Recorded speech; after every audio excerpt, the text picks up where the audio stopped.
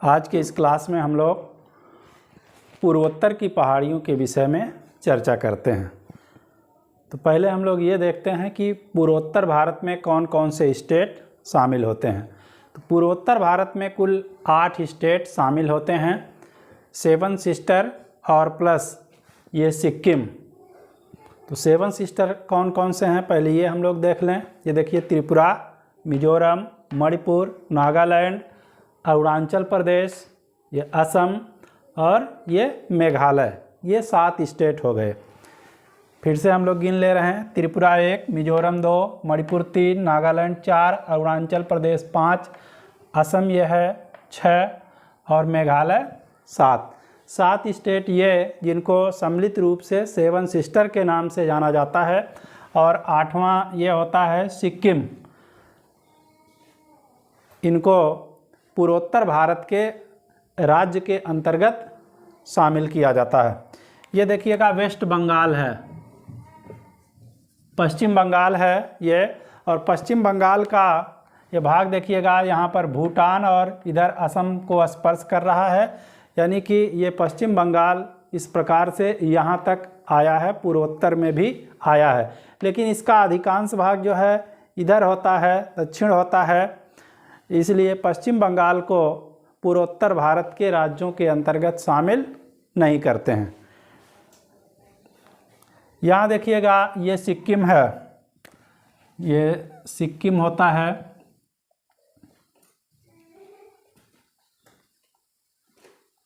सिक्किम है और सिक्किम में एक पहाड़ी हमको दिखाई दे रही है ये, जिसको दार्जिलिंग कहा जाता है, दार्जिलिंग की पहाड़ी। ये देखिएगा भूटान है, ये भूटान है और इधर नेपाल है। तो नेपाल और भूटान के बीच में ये सिक्किम स्थित होता है। और हमने कहा कि सिक्किम में ये पहाड़ी है दार्जिलिंग की पहाड़ी, इसको कहते हैं दार्जिलिंग की पहाड़ी, दार्जिलिंग हिल।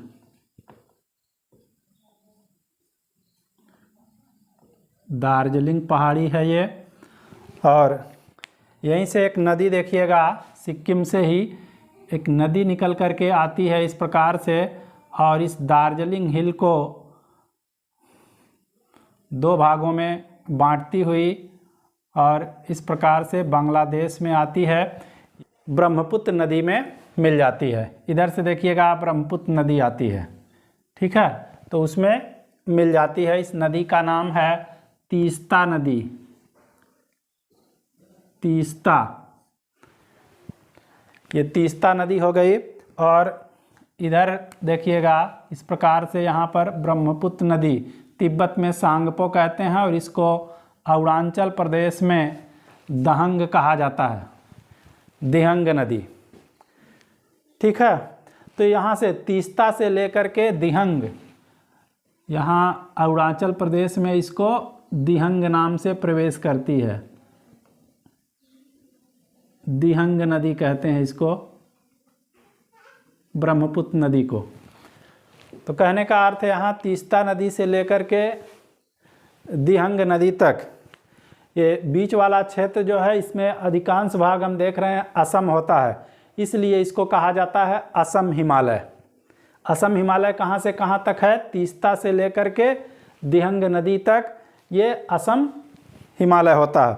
और इसके पहले देखिए तीस्ता से लेकर के नेपाल, यहाँ इधर जो होती है काली नदी प्रवाहित होती है, तो उसको नेपाल हिमालय कहा जाता है, ठीक है। तो यहाँ पर सिक्किम है, सिक्किम में एक हमको चोटी दिखाई दे रही है और ये महान हिमालय पर स्थित होती है, ठीक है। महान हिमालय पर स्थित भारत की सबसे ऊंची चोटी है, जिसको कंचनजंगा कहा जाता है, कंचनजंगा।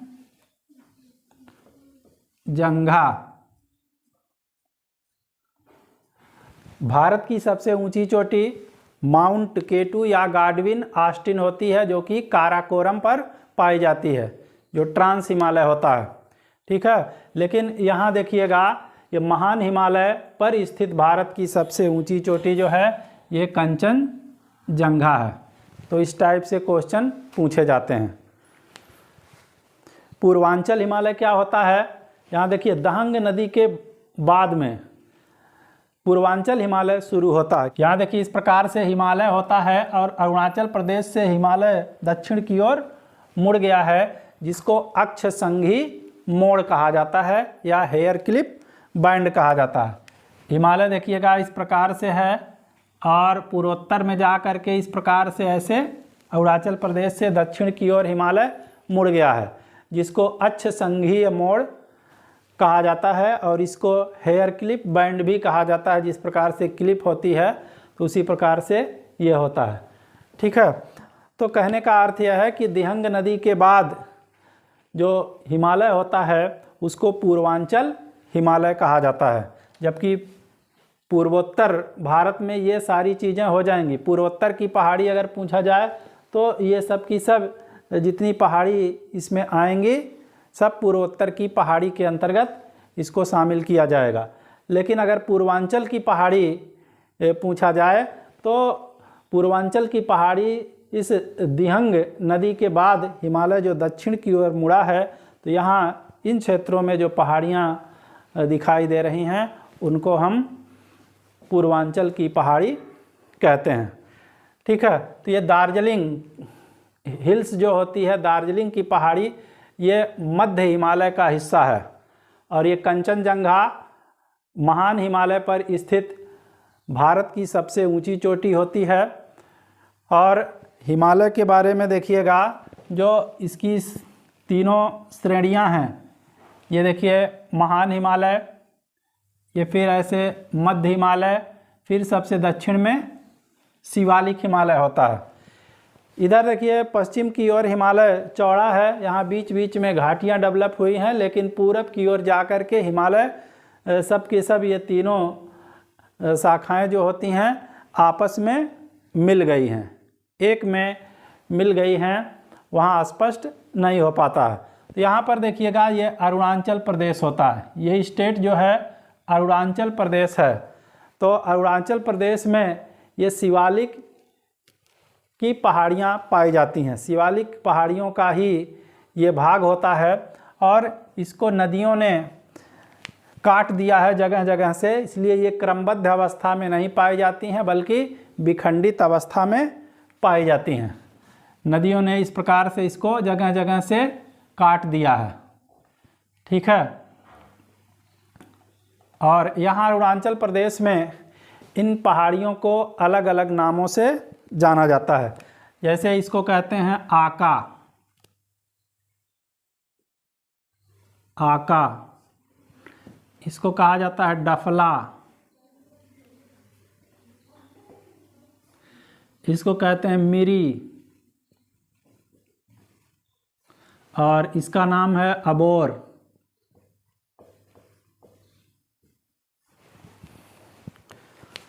हमने कहा कि अरुणाचल प्रदेश में ये जो पहाड़ियाँ पाई जा रही हैं ये शिवालिक पहाड़ियों का भाग है, लेकिन नदियों ने क्या किया है, इसको जगह जगह से काट दिया है, इसलिए ये क्रमबद्ध अवस्था में नहीं पाई जाती हैं बल्कि विखंडित अवस्था में पाई जाती हैं और इनको अरुणाचल प्रदेश में अलग अलग नामों से जाना जाता है। इनका देखिए यही क्रम होता है, आका, डफला, मिरी, अबोर, आका, डफला, मिरी, अबोर।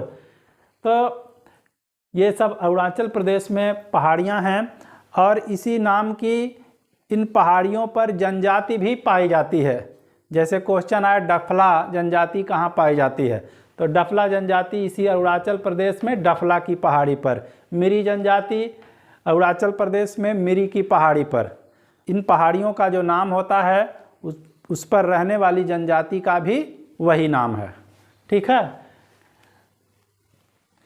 यहाँ देखिए अरुणाचल प्रदेश में ये एक पहाड़ी है जिसको मिसमी की पहाड़ी कहा जाता है, मिसमी पहाड़ी, ये मिसमी की पहाड़ी है और मिसमी पहाड़ी का जो सर्वोच्च शिखर है इसको कडाफा बुम कहा जाता है, कडाफा बुम। तो मिसमी की पहाड़ी कहाँ पर स्थित है, अरुणाचल प्रदेश में स्थित है और मिसमी पहाड़ी का जो सबसे ऊंचा शिखर है उसको कडाफा बुम कहा जाता है। और उसके दक्षिण में अरुणाचल प्रदेश में ही ये पहाड़ी पाई जाती है जिसको पटकई की पहाड़ी कहते हैं। पटकई, पटकई। उसके बाद देखिएगा नाम लिख दे रहे हैं, ये त्रिपुरा है। त्रिपुरा, ये मिजोरम होता है, मिजोरम, त्रिपुरा, मिजोरम। ये मणिपुर है, मणिपुर। और ये नागालैंड है, नागालैंड।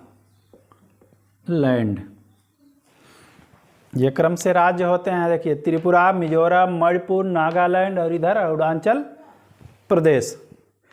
ये नागालैंड है, तो नागालैंड में देखिए ये जो पहाड़ी है इसको नागा हिल्स कहा जाता है, नागा हिल्स। तो इसको याद करने में कोई दिक्कत नहीं है। नागालैंड है, नागालैंड में जो पहाड़ी है उसको नागा की पहाड़ी या नागा हिल्स कहा गया। ये देखिएगा मणिपुर है, मणिपुर में लैमाटोन की पहाड़ी, इस पहाड़ी को कहा जाता है लैमाटोन की पहाड़ी। और ये पहाड़ी देखिएगा इस तरह से यहाँ इधर भी ये विस्तृत होती है, ठीक है। लैमाटोन की पहाड़ी इस प्रकार से विस्तृत होती है, ये लैमाटोन की पहाड़ी है, लैमाटोन, लैमाटोल की पहाड़ी। लैमाटोन की पहाड़ी कहाँ पर है? मणिपुर में। और इसके बीच में देखिए यहाँ पर घाटी डेवलप हो गई है। यहाँ पर एक झील पाई जाती है मणिपुर में जिसको लोकटक झील कहते हैं। इसका नाम है लोकटक झील, लोकटक झील। ये पूर्वोत्तर भारत की सबसे बड़ी झील होती है, लोकटक झील। पूर्वोत्तर भारत का मतलब 8 राज्य जो हमारे हैं पूर्वोत्तर भारत के, त्रिपुरा, मिजोरम, मणिपुर, नागालैंड, अरुणाचल प्रदेश, असम, मेघालय और सिक्किम, इन सारे 8 राज्यों की ये सबसे बड़ी झील होती है लोकटक झील। और इसी लोकटक झील के अंदर एक तैरता हुआ नेशनल पार्क होता है, तैरता हुआ नेशनल पार्क है जिसको काबुल लामजाओ कहा जाता है, काबुल लामजाओ।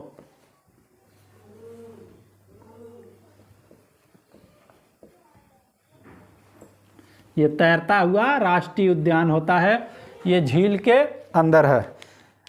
ये बहुत बार पूछा गया है कि काबुल लामजाओ कहाँ पर स्थित है, तो यहाँ पर देखिएगा ये मणिपुर में स्थित है। किस झील के अंदर है? लोकटक झील के अंदर है। और लोकटक झील पूर्वोत्तर सीमांत की सबसे बड़ी झील होती है। उसके बाद देखिएगा ये मिजोरम है, मिजोरम में मिजो की पहाड़ियाँ, मिजो पहाड़ियाँ हैं, मिजो, मिजो पहाड़ियाँ। इसको याद करने में कोई दिक्कत नहीं है। मिजोरम है तो मिजो की पहाड़ी। और इसका जो सर्वोच्च शिखर है यहाँ पर है,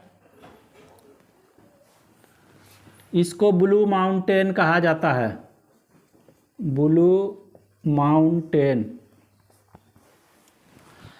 तो इस प्रकार से हम देख रहे हैं कि ये ब्लू माउंटेन जो होता है पूर्वांचल हिमालय का सबसे दक्षिणी शिखर है। इसके बाद पूर्वांचल हिमालय ख़त्म हो जाता है, इधर नीचे बंगाल की खाड़ी आ जाती है, ठीक है। उसके बाद देखिए ये त्रिपुरा में त्रिपुरा हिल्स पाया जाता है। और ये मेघालय है, मेघालय में देखिएगा 3 प्रमुख पहाड़ियाँ हैं, गारो, ये वाली है गारो, गारो, ये है खासी और ये है जयंतिया।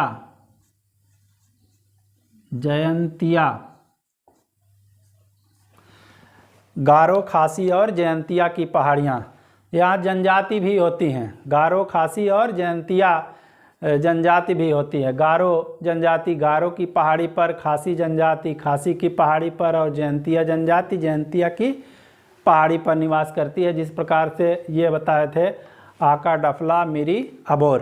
तो ये जनजातियाँ देखिएगा पूर्वोत्तर भारत में पाई जा रही हैं और ये झूम कृषि करती हैं। झूम कृषि का अर्थ होता है कि ये जंगल को काट करके साफ करती हैं, कृषि योग्य उसको बनाती हैं और वहाँ पर खेती करती हैं। जब तक उपज होता है तब तक वहाँ पर ये खेती करती हैं और जब पैदावार कम हो जाती है तो ये लोग स्थान को बदल देते हैं, दूसरे स्थान पर चले जाते हैं। वहाँ पर भी यही काम करते हैं, जंगल को काट करके साफ करते हैं, खेती करते हैं और जब तक वहाँ पैदा होता है तब तक खेती किए और जब पैदा होना बंद हो गया तो फिर दूसरे जगह पर चले गए। और पहाड़ी क्षेत्र में देखिए यहाँ पर कुछ लोग सीढ़ीदार कृषि करते हैं। सीढ़ीदार खेती का अर्थ क्या होता है कि इस प्रकार से देखिएगा, खेत जो होते हैं पहाड़ी क्षेत्र में सीढ़ी की तरह से बनाए जाते हैं ताकि पानी उसमें रुके, बहे न। तो सीढ़ीदार खेतियाँ जो होती हैं ये पहाड़ी क्षेत्रों में पहाड़ों की ढालों पर की जाती हैं। तो यहाँ पर देखिएगा ये पूर्वोत्तर भारत है और यहाँ की जो जनजातियाँ हैं वो झूम कृषि भी करती हैं और इस प्रकार से यहाँ पर सीढ़ी नुमा खेत बना करके पहाड़ी ढालों पर खेती की जाती है। हम बता रहे थे कि मेघालय में, ये मेघालय स्टेट होता है, मेघालय में गारो, खासी और जयंतिया की पहाड़ियाँ पाई जाती हैं, जिसमें खासी पहाड़ी सबसे ऊंची है और मेघालय की जो राजधानी होती है शिलांग इसी खासी पहाड़ी पर स्थित है।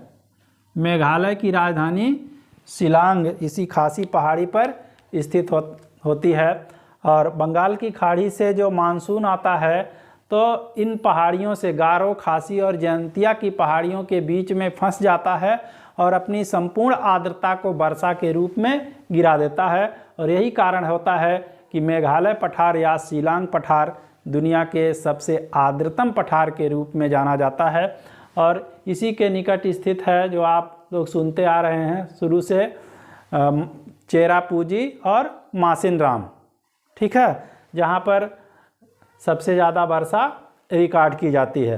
तो ये सब खासी पहाड़ी के ही निकट स्थित होता है। ये हमने बताया कि ये मेघालय या शिलांग पठार कहा जाता है। अभी तक जितनी भी पहाड़ी इधर हमने बताया, ठीक है, ये देखिएगा पूर्वांचल हिमालय का हिस्सा थी, लेकिन ये तीनों पहाड़ी गारो, खासी और जयंतिया की पहाड़ियाँ जो होती हैं ये पूर्वांचल हिमालय का हिस्सा नहीं होती हैं, यानी कि ये हिमालय का हिस्सा नहीं है। तो हिमालय का हिस्सा नहीं है तब किसका हिस्सा है ये प्रायद्वीपीय पठार का हिस्सा है, ठीक है। लेकिन वर्तमान समय में प्रायद्वीपीय पठार से ये अलग हो गई हैं। अब इस चीज़ को समझिए कि मेघालय का पठार किस प्रकार से प्रायद्वीपीय पठार से अलग हो गया है, ठीक है। इस चीज़ को समझने का प्रयास करिए। यहाँ पर देखिएगा ये छोटा नागपुर है, छोटा नागपुर, छोटा नागपुर होता है और छोटा नागपुर के बाद यहाँ पर पहाड़ी शुरू होती है, राजमहल की पहाड़ी है ये, राजमहल की पहाड़ी, राजमहल की पहाड़ी। और ये राजमहल की पहाड़ियों का विस्तार जो था ये मेघालय तक था, इस प्रकार से यहाँ तक था। और गारो, खासी और जयंतिया की पहाड़ियाँ जो थी इसी राजमहल पहाड़ी का ही विस्तार थी। लेकिन हुआ क्या कि इधर से ब्रह्मपुत्र नदी और गंगा नदी, ब्रह्मपुत्र और गंगा नदियों ने क्या किया, इस पहाड़ी को काट डाला और इन क्षेत्रों में नई मिट्टी को ला करके पाट दिया, जिससे ये मेघालय या शिलांग पठार जो था ये प्रायद्वीपीय पठार से अलग हो गया।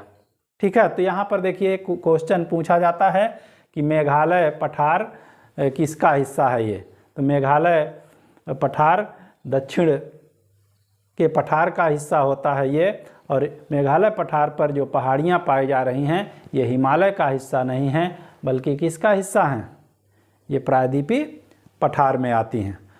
यहाँ असम में देखिएगा ये मिकिर की पहाड़ी है, मिकिर, ये मिकिर पहाड़ी है, और ये रेंगमा पहाड़ी,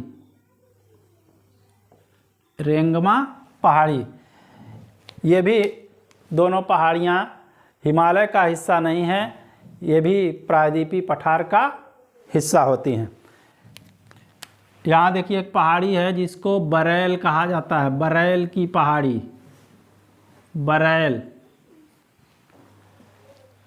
और ये नागालैंड और असम, नागालैंड में थोड़ा और मणिपुर के साथ भी थोड़ी मात्रा में सीमा बनाती है ये, और असम में पाई जाती है, यानी कि नागालैंड और असम में ये प्रमुख रूप से पाई जाती है बरैल की पहाड़ी। यहाँ हमने बताया कि मेघालय पठार या उस पर जो पहाड़ियाँ पाई जा रही हैं, गारो, खासी तथा जयंतिया की पहाड़ियाँ, ये हिमालय का हिस्सा नहीं होती हैं, ये प्रायद्वीपीय पठार का हिस्सा हैं।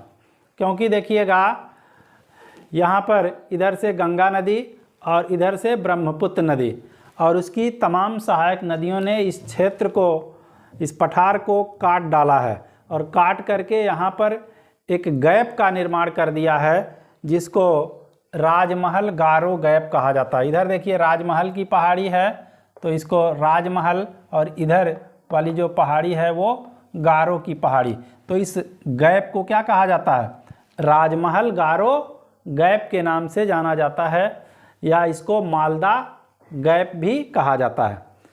और इसका अधिकांश भाग कहाँ पर है, ये बांग्लादेश होता है, इसका अधिकांश भाग जो होता है ये बांग्लादेश में है, और इसका कुछ भाग पश्चिम बंगाल में होता है। तो क्वेश्चन आ सकता है कि राजमहल गारो गैप या मालदा गैप क्या होता है। तो आपको इसमें ये जानना है कि गंगा, ब्रह्मपुत्र तथा उसकी सहायक नदियों ने इस पठार को काट करके एक गैप का निर्माण कर दिया है, यहाँ पर नई मिट्टी को ला करके पाट दिया है, जिससे ये मेघालय पठार जो है प्रायद्वीपीय पठार से अलग हो गया है। इसी गैप को राजमहल गारो गैप के नाम से जाना जाता है, या इसी को मालदा गैप भी कहते हैं। एक बार हम लोग फिर इसको कंसाइज कर ले रहे हैं। ये देखिए पूर्वोत्तर भारत में 8 राज्य होते हैं, इनको देखिए त्रिपुरा, मिजोरम, मणिपुर, नागालैंड, अरुणाचल प्रदेश, असम, मेघालय और सिक्किम, यानी 7 सिस्टर, और सिक्किम को जब हम मिला देते हैं तो ये 8 राज्य हो गए, और इन्हीं को पूर्वोत्तर भारत के नाम से जाना जाता है। यहाँ पर देखिएगा नेपाल और भूटान के बीच में सिक्किम है, और सिक्किम में दार्जिलिंग हिल्स पाई जाती हैं।